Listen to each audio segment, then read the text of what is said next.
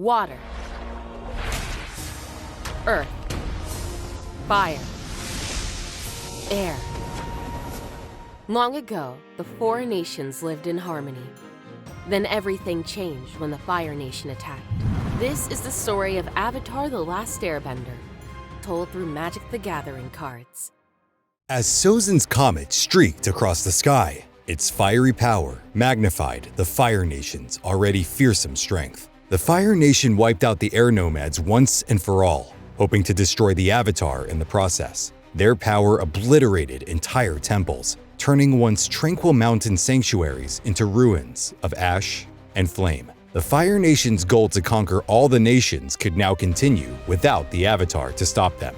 The 100-year war had begun. Almost a century later, Katara and Sokka of the Southern Water Tribe stumbled upon a boy and his loyal flying bison frozen solid in ice. The boy was none other than Aang. He wasn't just the last surviving airbender, but also the Avatar, who was the only one with the potential to bend all four elements, the one destined to bring balance to the world once more. Far away in the heart of the Fire Nation, young Prince Zuko dared to speak out of turn in the Fire Lord's War Council. For his defiance, his father, Fire Lord Ozai, marked him with a terrible scar, a permanent reminder of his shame.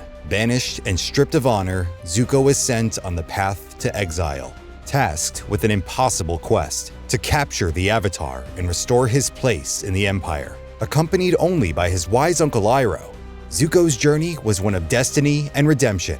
Aang was welcomed by the Southern Water Tribe, but was soon confronted by Zuko attacking the village. To ensure the safety of the village, Aang gives himself up to Zuko. It isn't long before Aang escapes thanks to the help of Katara and Sokka. Katara, being a novice waterbender herself, tells Aang they need to go to the Northern Water Tribe to find a true waterbending master to teach both of them waterbending.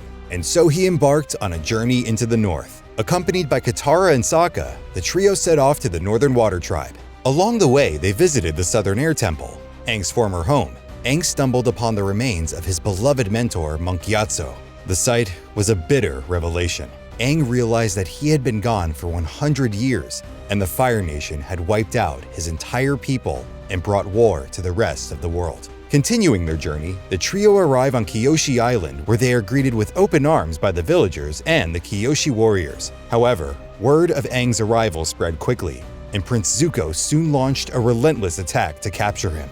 As Aang and his friends made their escape, the Kyoshi warriors rose to blunt the assault, holding back Zuko's forces. Continuing their journey, Aang and his friends stopped to help a village troubled by restless spirits. Aang, as the Avatar, the bridge between spirits and mortals, resolves the conflict. In return, the village sage tells Aang of the approaching winter solstice. The winter solstice was his only chance to consult Avatar Roku, the previous Avatar, in spirit on Crescent Island deep in Fire Nation territory. This was for much-needed guidance on how to end the 100-year war started by the Fire Nation. Taking evasive action, they flew over the Fire Nation blockade with Prince Zuko hot on their tail. At the island's heart, Aang performed the sacred rites, invoking an ancestral recall of Avatar Roku, who warned that Aang must stop Fire Lord Ozai before Sozin's comet returns by summer's end, or the world would be lost forever.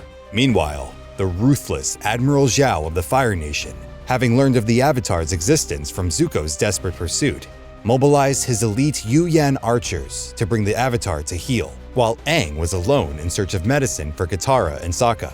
Their arrows struck true, pinning Aang to the ground and allowing Zhao's forces to arrest him. Aang, bound and powerless, was now at the mercy of the Fire Nation's might. As Aang languished in Zhao's clutches, a mysterious swordsman known only as the Blue Spirit cut through the Fire Nation's defenses with surgical precision, liberating Aang from his cell. The Fire Nation's elite Yu-Yan archer retaliated with a decisive killshot, striking down the Blue Spirit as they fled. Aang, filled with shock and confusion, rushed to his side, only to unmask his rescuer and find Prince Zuko, his sworn enemy, lying at his feet. Zuko could not allow his rival Admiral Zhao to capture the Avatar, denying Zuko his chance to regain his honor. Aang and his friends finally arrived at the Northern Water Tribe, where Aang and Katara begin their waterbending training. Meanwhile, Admiral Zhao moves to commandeer Zuko's forces, leaving Zuko disgruntled and powerless. With a massive armada under his command, Zhao launched a daring siege on the Northern Water Tribe, determined to recapture the Avatar and crush all who stood in his way. As Zhao's forces began their siege, Aang was led to the spiritual sanctuary deep within the Northern Water Tribe by Princess Yue, where he embarked on an otherworldly journey to the spirit world, seeking aid from the moon and ocean spirits. He learns that Tui and La, the moon and ocean spirits, have taken physical form in the mortal world and reside in the sacred pond within the Northern Water Tribe, and that they are in grave danger as Zhao intends to kill them. Meanwhile, Zuko, who was hidden away on Zhao's ship thanks to Uncle Iroh's temporary alliance with Admiral Zhao, took advantage of the invasion's chaos to sneak into the Northern Water Tribe city.